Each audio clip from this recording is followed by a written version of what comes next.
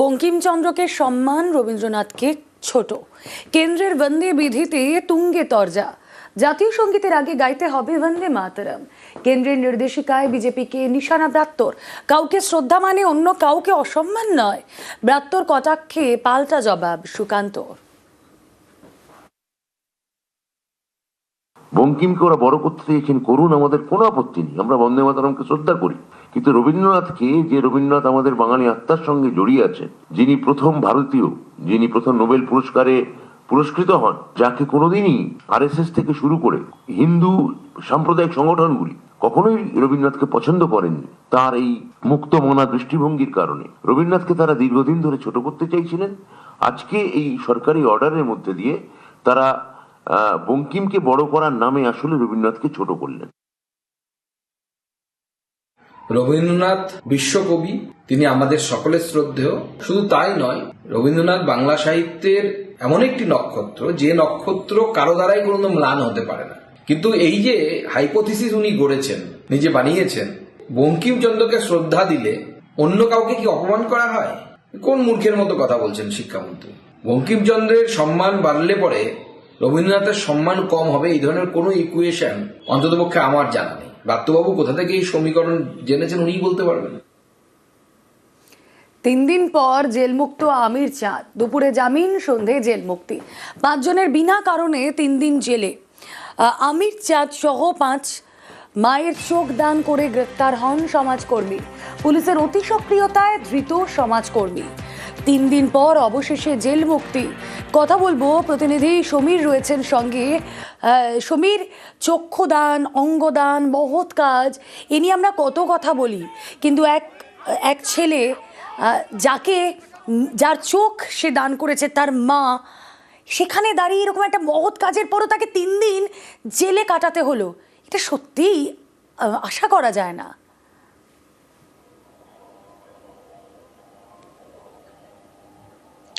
একদমই তাই। এই যে চক্ষুদান নিয়ে এত অ্যাওয়ারনেস ক্যাম্প হচ্ছে, এত মহৎ কাজ বলে আমরা জানি, কিন্তু সেই মহৎ কাজ করার জন্য তাকে 3 দিন সপরিবারে জেল হাজতে পাস করতে হলো। এবং আজ কিছুক্ষণ আগে কিন্তু এই আমির চাঁদ শেখ সপরিবারে মুক্তি পেয়েছেন 3 দিন জেল কাটার পর। কারণ এই আমির চাঁদ শেখ তার মৃত মায়ের শেষ ইচ্ছা পূরণ করার জন্য মায়ের মৃত্যুর পর তার কর্নিয়া দান করেছিলেন একটি স্বেচ্ছাসেবী সংগঠনকে, এবং সেই কর্নিয়া পেয়ে আরও 2টি মানবদেহে কিন্তু সেই কর্নিয়া প্রতিস্থাপন করা হয়েছে সফলভাবে, এবং তারা আলো দৃষ্টিশক্তি ফিরে পেয়েছেন। এবং এই ঘটনার পরিপ্রেক্ষিতে কিন্তু এলাকাবাসী এই আমির চাঁদ শেখের বিরুদ্ধে মায়ের কর্নিয়া চুরি বিক্রির একটা অভিযোগ দায়ের করেছিলেন, এবং তার বাড়িতে বিক্ষোভ দেখানো হয়, তাদের বাড়িতে মারধর ভাঙচুর চালানো হয়, এবং এরপরে পুলিশ তাদের উদ্ধার করে নিয়ে আসে এবং পরবর্তীকালে অভিযোগের ভিত্তিতে তাদেরকে গ্রেপ্তার করে এবং আদালতে পাঠানো হলে 3 দিনের জেল হেফাজতের নির্দেশ দেওয়া হয়। এবং আজকে 3 দিনের মাথায় কিন্তু পুনরায় তাদের আদালতে শুনানি ছিল, এবং ভিসি অর্থাৎ ভিডিও কনফারেন্সের মাধ্যমে দুপুর 2টা নাগাদ শুনানি হয়, এবং মাত্র 5 মিনিটের মধ্যে কিন্তু বিচারক সিদ্ধান্ত নেন, তাদের জামিন আবেদন মঞ্জুর করেন। এবং মঞ্জুর করার পর আজকে ঠিক 7:30টা নাগাদ জেল থেকে তারা মুক্তি পান, এবং মুক্তি পাওয়ার পরে কিন্তু জেলের সামনেই তার অনুগামীরা, তার সহকর্মীরা অপেক্ষা করছিলেন। তারা বেরিয়ে আসতে তাদেরকে ফুলের মালা দিয়ে, পুষ্পস্তবক দিয়ে বরণ করে দেন, এবং কিন্তু এটাই হওয়ার কথা ছিল, যেখানে শুভেচ্ছা জানানোর কথা ছিল, সম্মান জ্ঞাপন করার কথা ছিল, সেখানে জেল খাটতে হলো ছেলেকে মায়ের চোখ দান করে।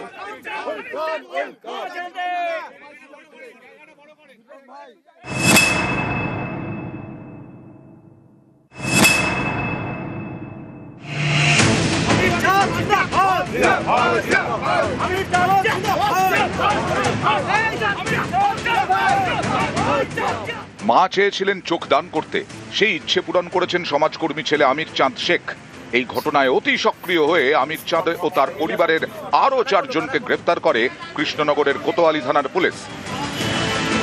হ্যাঁ, এটা ষড়যন্ত্র। কারণ হচ্ছে যে এটা যেহেতু আমার মা, আমি সব রকম কাগজ দেখিয়েছি, মৃত্যুর আগে যে উইঙ্গে করেছেন সেটা দেখানো হয়েছে, যে ডেথ সার্টিফিকেট দেখানো হয়েছে, যে সংস্থা চোখটা নিয়ে গেছে তারা সেই সার্টিফিকেট দেখে সেটা দেখিয়েছি।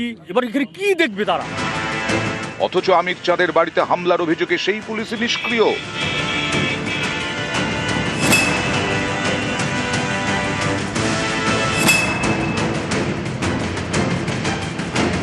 গত রবিবার বাড়িতেই মারা যান আমির চাঁদের মা রাবেয়া বিবি।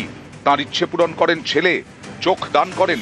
অথচ আমির চাঁদের প্রতিবেশীরা অভিযোগ করেন মৃতের অঙ্গ নাকি বিক্রি করা হয়েছে। এরপরেই তাঁরা সমাজকর্মীর বাড়িতে হামলা চালান বলে অভিযোগ। এও অভিযোগ, বাড়িতে ঢুকে মহিলাদের শ্লীলতাহানি করা হয়। কোতোয়ালি থানার দ্বারস্থ হন আমির চাঁদের শ্বশুর।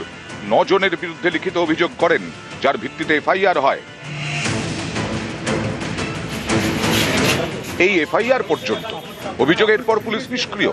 হামলা ও শ্লীলতাহানির অভিযোগে একজনকেও গ্রেফতার করেনি।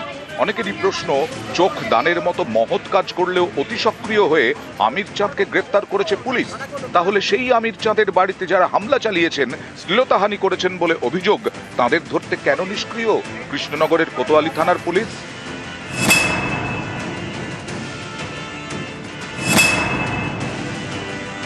আমির চাঁদের মা মারা গেছে, মাটি দেবো বলে আমরা গিয়েছিলাম। গ্রামের কিছু লোক গিয়ে আমাদেরকে প্রচণ্ড মারধর করে। যাদের নামে কমপ্লেন করা হয়েছে তাকে একটাকে অ্যারেস্ট করে নিই। আমার জামাই নির্দোষ, আর দুষ্কৃতীরা ঘুরে বেড়াচ্ছে। এর দৃষ্টান্ত বলে আমরা শাস্তি চাই। আমির চাঁদের শ্বশুর তিনি যে এফআইআরটা করেছেন এবং সেখানে যাদের নাম উল্লেখ আছে, অদ্ভুতভাবে দেখলাম পুলিশ যে সক্রিয়তা আমির চাঁদের ক্ষেত্রে দেখিয়েছিল, এখানে বোধহয় ঠিক বিপরীতে অতি শিথিলতা দেখাচ্ছে। অভিযোগ হওয়ার পরেও তারা এখনো ঘুরে বেড়াচ্ছে। এটা তো খুবই আশ্চর্যের বিষয়। আমরা এ দাবিও রাখবো যে তাদের অবিলম্বে গ্রেপ্তার করা হোক। পুলিশের এই অ্যাক্টিভিটিসের বিরুদ্ধে আমরা কিন্তু হাইকোর্টে মামলা লড়বো আগামী দিনে।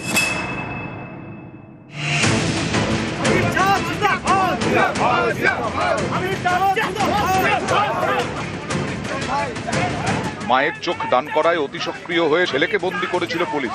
বৃহস্পতিবার কৃষ্ণনগর জেলা আদালতে ছিল শুনানি। সেখানেই বিচারক আমির চাঁদ শেখ এবং তার পরিবারের আরো 4 জনের ব্যক্তিগত বন্ডে জামিন মঞ্জুর করেন। ওরা অভিযোগ করেছে যে বিক্রি করেছে, চুরি করেছে। আমি কার চুরি করেছি? এ তো আমার মা মারা গিয়েছে। এইবার তাকে আমি হয় দাহ করব, তা নাহলে কবর দেব, দিয়ে নষ্ট হবে। সেই নষ্ট জিনিস দিয়ে যদি 6টা মানুষের দৃষ্টি ফিরে পায়, এর থেকে আমার আর কিছু চাওয়ার নেই। জামিন হয়েছে, মামলাটা প্রত্যাহার করা হয়নি, অর্থাৎ তার বিচার চলবে। কিসের বিচার? তার দোষটা কি? তাকে নিয়মিত আদালতে হাজিরা দিতে হবে, হেনস্থা চলবে, অর্থব্যয় চলবে, সব কিছুই চলবে। অন্যায় করেছে পুলিশ, অন্যায় করেছে অভিযোগকারীরা, এবং অন্যায় করেছে পেছনে যারা ষড়যন্ত্রকারী। নিউজ 18 বাংলা।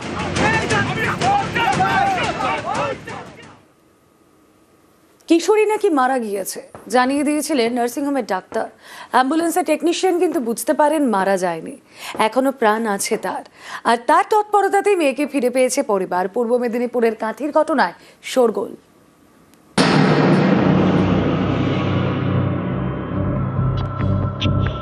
মেয়েটিকে দেখে ডাক্তার বলেছিলেন মৃত, দেহে প্রাণ নেই।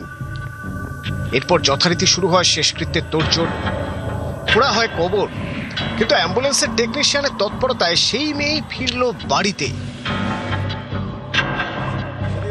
পূর্ব মেদিনীপুরের কাঁথির বছর 14 কিশোরী। পরিবারের দাবি সম্প্রতি সে ঘুমের ওষুধ খেয়ে আত্মহত্যার চেষ্টা করে। সরকারি হাসপাতাল ঘুরে তাকে গত 5ই ফেব্রুয়ারি নিয়ে যাওয়া হয় তমলুকের নার্সিংহোমে। অ্যাম্বুলেন্সেই তাকে দেখেন নার্সিংহোমের ডাক্তার, বলেন কিশোরী মারা গিয়েছে। পরে আরও এক ডাক্তার একই কথা বলেন, কিন্তু অ্যাম্বুলেন্সের টেকনিশিয়ান মানতে চাননি। তিনি বুঝতে পারেন এখনো প্রাণ আছে, তাই কিশোরীকে সরকারি হাসপাতালে নিয়ে যাওয়ার জন্য জোরাজুরি করেন। এদিকে ততক্ষণে কবর খোঁড়া হয়ে গিয়েছে, কিন্তু টেকনিশিয়ান কিছুতেই মানতে নারাজ যে কিশোরী মারা গিয়েছে।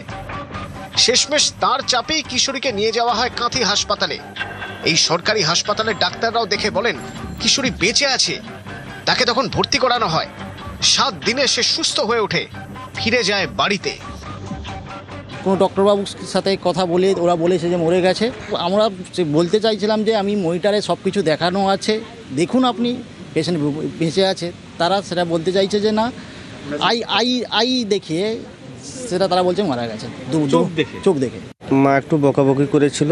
মায়ের ওষুধটা, ঘুমের ওষুধটা খেয়ে নিয়েছিল, 4টা ওষুধ খেয়ে নিয়েছিল। বাড়ি নিয়ে চলে যাচ্ছিলাম, নিয়ে যাওয়ার পরে ওই টেকনিশিয়ান বললো রোগীটা এখনও বেঁচে আছে, তুমি প্লিজ দারুণ নিয়ে চলো, যদি বেঁচে যায়।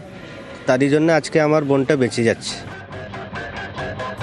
ডাক্তার মৃত ঘোষণা করার পরেও জীবিত, এ যেন এক নতুন জীবন। সৌজন্যে অ্যাম্বুলেন্সের টেকনিশিয়ান ও কাঁথি হাসপাতালের চিকিৎসকরা তাদের মালা পরিয়ে সম্মান জানায় কিশোরীর পরিবার।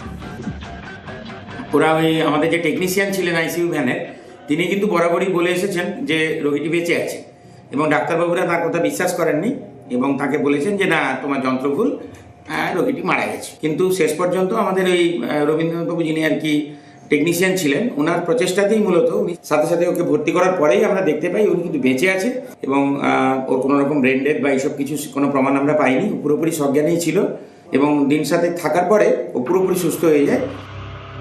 অনেকেরই প্রশ্ন, নার্সিংহোমের ডাক্তার একজন জীবিতকে কিভাবে মৃত বললেন? পেশেন্টকে আমি দেখি, তখন পেশেন্টের ভাইটালস অনেক উইক ছিল, ভেন্টিলেশন অবস্থায় আমি বলি পেশেন্ট খুব খারাপ আছে, সঙ্গে সঙ্গে বললাম যে একটা সরকারি হাসপাতাল বা বড় জায়গায় কোথাও নিয়ে যেতে হবে। চিকিৎসকদের বিরুদ্ধে হঠাৎ এই ধরনের অভিযোগ ওঠা মানে কি বলবেন? সেটা দিয়ে কি হচ্ছে না হচ্ছে সেটা পলিটিক্যাল ব্যাপার, সেই দিকে আমি যাব না এখন। নিউজ 18 বাংলা।